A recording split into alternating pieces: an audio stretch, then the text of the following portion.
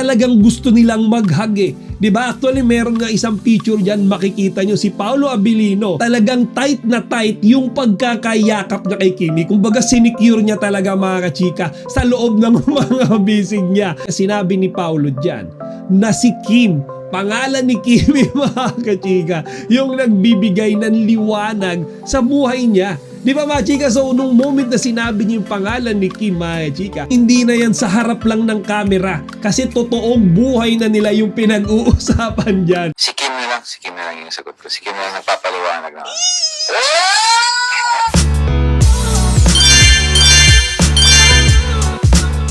Magandang araw mga chika. Ayan po ulit ang inyong Chika Patrol. Bago tayo magsimula mga chika, inaanyahan ko muna kayong mag-subscribe dito sa ating munting channel para palagi kayong updated sa mga latest at nagtitrending ng mga showbiz balita. So let's have our quick Saturday Kim Pao update mga kachika, at medyo inagahan ko talaga yung release ng vlog natin for today dahil maya-maya lang ay nasa Batangas na ang ating mga lovebirds na sina Kimi tsaka si Paolo. So mga chika, ang tatalakay natin ngayong araw yung isa sa pinaka nakakakilig na promotional tour na ginawa ni Kimi tsaka ni Paolo. So it was yesterday nga mga kachika sa Ayala Cloverleaf kung saan full blast ang cast ng My Love Will Make You Disappear. So mga chika, halos kompleto sila doon. Nakita ko sa mga videos and live feed sa social media. And even Direct Chad was present. So mga chika, nakakaingit nga sila kasi syempre nung pumunta sa ibang mga lugar, 'di ba? Si Kimi tsaka si Paolo, mangilan-ngilan lang na mga cast yung nakasama. So kahapon mga chika sa Ayala Cloverleaf,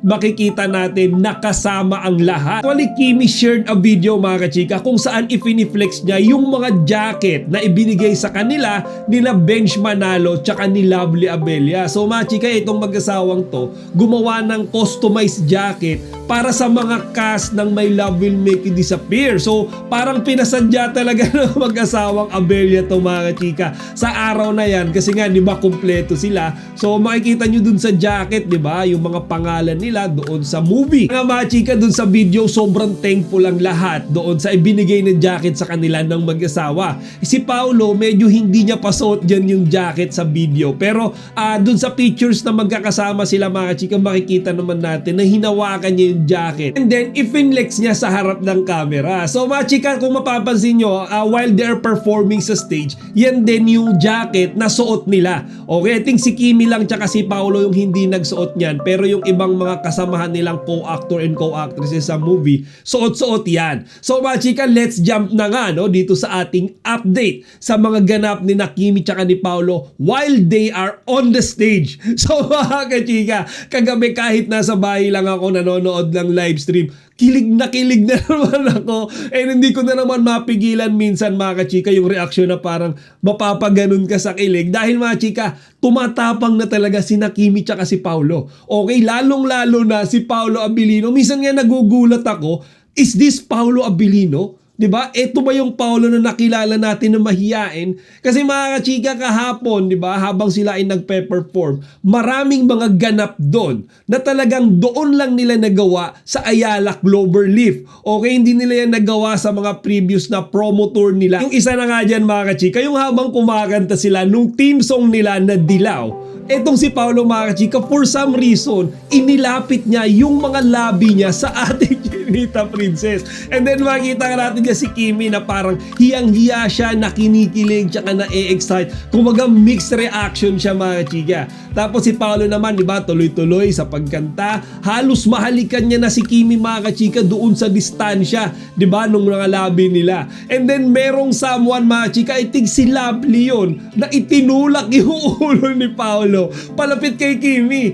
Sayang nga lang mga chika, at umiwas si Kimi kasi talagang muntik niya nang maikis ang ating Chinita Princess. Pero mga chika, hindi kayo dapat malungkot kung hindi man nag-kiss dyan ang Kim Pao. Kasi nung nag-group na sila, okay, nag-group picture na sila, and then kasama na nila, di ba, yung iba pang mga cast ng kanilang movie, yung mga fans, sumisigaw sila, okay, kay Paolo na kiss daw. kiss pa ulit-ulit.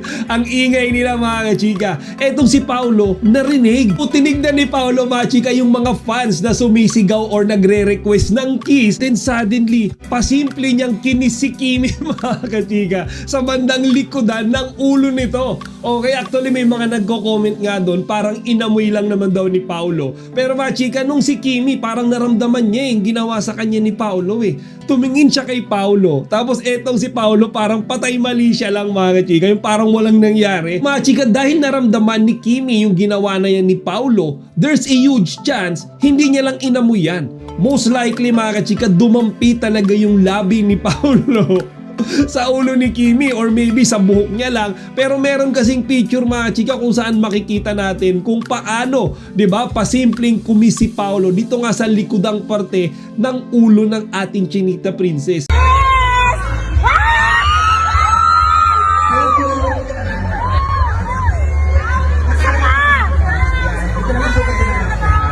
Kaya nga mga chika, nakaka-injet yung Ayala Cloverleaf. Lalo na 'di ba yung mga Kim Pao fans na aktwal na pumunta diyan kasi nasaksihan nila yan sa personal, 'di ba? Kaya nga mga chika, sabi ko sa inyo parang ibang Paolo Abilino na yung nakikita natin. Kasi sa kanya na mismo nang gagaling mga kachika yung senyales, 'di ba, na talagang mayroon silang something, 'di ba, ng ating Chinita Princess. Actually, singit ko lang mga kachika, no? This is about an interview with them. Actually, minention lang ito mga kachika nung isa pa nating kachika sa comment section ng video ko kahapon, kung saan mga kachika dyan sa interview na yan, si Paolo Abilino yung aktwal na umamin na si Kimi yung nagbibigay ng liwanag sa buhay niya. Mga kachika, actually pinag-uusapan nila dyan initially ay yung movie. Okay, actually yung character ni Sari yung pinag-uusapan nila dyan. However mga kachika, sinabi ni Paolo dyan na si Kim, pangalan ni Kimi mga kachika, yung nagbibigay ng liwanag sa buhay niya. Di ba mga chika? So nung moment na sinabi niya yung pangalan ni Kim mga chika, hindi na yan sa harap lang ng camera kasi totoong buhay na nila yung pinag-uusapan dyan. Pag nandyan sila, hindi magdidim yung light ko. So Oh, yes. Saras. Pwede ka bang palitan yung answer ko? sige, sige. Ano? Si Kim na lang yung sagot ko. Si Kim na lang nagpapaliwanag na. Ikaw ang magic ng buhay ko. Ikaw na ba ang icing? Ikaw naman ang icing sa ibabaw ng everybody sing. Cupcake ko. Go. Kaya nga nagpapasalamat ako doon sa kachika natin na nag-comment dito kahapon kasi talagang hinanap ko to sa social media. And then mga chika, balik tayo dito nga sa tour, 'di ba, ng Kim Pao sa Ayala Cloverleaf. Meron din akong isang eksena diyan mga kachika na gustong-gusto ko talaga. Yan yung mga part na inaasar sina Kimi tsaka si Paolo nung kanilang mga kasamahan sa pelikula. Okay, actually halos lahat sila mga kachika kilig na kilig din sa Kim Pao mararamdaman yung mga chika. Meron kasing isang part ng performance sila dyan mga chika kung saan lahat sila, yung mga cast, bigay todo sa pagsasayaw. Okay, sila Kimi, Wilma Dasen, sila Lovely. Kumbaga lahat sila mga chika, ganadong-ganado sa paggewang ng mga bewang nila. And then si Paolo, talagang pinipilit nilang pasayawin. Okay, pero ayaw talaga ni Paolo kasi we all know talagang nahihiya siya pagdating sa pagsasayaw. Pero mga chika, eto, nung yung mga audience, di ba, parang sumisigaw sila na sumayaw si Paolo, pinapili sila ni Paolo. Diba? Ang tanong ni Paolo, ano gusto nyo? Sayaw or kiss? So mga kachika, imbis na sayaw, nagsigawan lahat. Kiss na lang daw, kumbaga. Huwag ka na daw sumayaw, Paolo, i-kiss mo na lang daw si Kimi. Kaya mga chika, diba? Sila Wilma Dasen dyan, sila Lovely, hinawakan nila si Kimi dyan. Kasi nagpe-prepare na nga sila, diba? Na i-kiss ni Paolo si Kimi. So si Kimi naman, siya nagsabi na siya na lang daw yung magkikiss kay Paolo. So nagbilang siya dyan. And si Paolo, pinikit niya talaga yung mga mata niya. Kumbaga ine-expect niya talaga na ikikiss siya, di ba, ni Kimi. So nakakatuwa mga kachika. And then yung last part nga na pinaka nakakakilig dyan, and I think nagte-trending until now sa social media, yung part na nagyakap silang dalawa.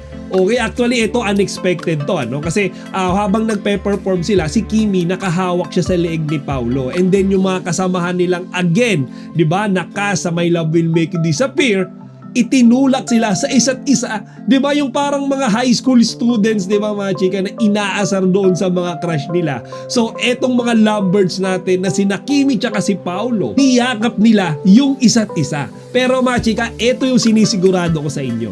Nagyakapan sila hindi lang dahil tinulak sila ng mga co-actor and co-actresses nila. Feeling ko mga kachika, based doon sa videos and pictures, talagang gusto nilang mag-hug eh. Diba? Actually, meron nga isang picture dyan, makikita nyo si Paolo Abilino. Talagang tight na tight yung pagkakayakap niya kay Kimi. Kumbaga, sinicure niya talaga mga kachika sa loob ng mga bisig niya. And yan, hanggang ngayon mga chika, nagtitrending yan sa social media. Kasi nga akala nila, diba, parang nag-hug sila dahil tinula. I don't think so. Feeling ko mga chika, nag-hug sila dahil talagang gusto lang nila yakapin. Diba? Yung isa't isa. At yan nga mga kachika, yung nakakatuwa at pinaka nakakakilig na part sa performance kahapon ni Kimi tsaka ni Paolo sa Ayala Cloverleaf. Maya-maya nga lang mga chika, magpe-perform naman sila for their another promo tour, 'di ba? Sa SM Lipa tsaka sa SM Batangas City. At syempre tayo mga Kim Pao fans ay mag-aabang na naman sa another pakilig nilang dalawa. 'Di ba? Ngayon medyo unexpected na, hindi natin alam kung ano na naman yung pakilig na gagawin nila. Pero definitely mga chika, to the next level na tong dalawang to. Hindi na basta-basta pakilig lang yan, tinototoo na nila mga kachika. So sa ngayon, 4 days na lang, mapapanood na natin yung My Love Will Make You Disappear. Konting-konting taste na lang yan mga chika. O siya, hanggang dito na lang muna. And again, mamaya sabay-sabay tayong manood ng kanilang live stream. Chika Patrol signing out.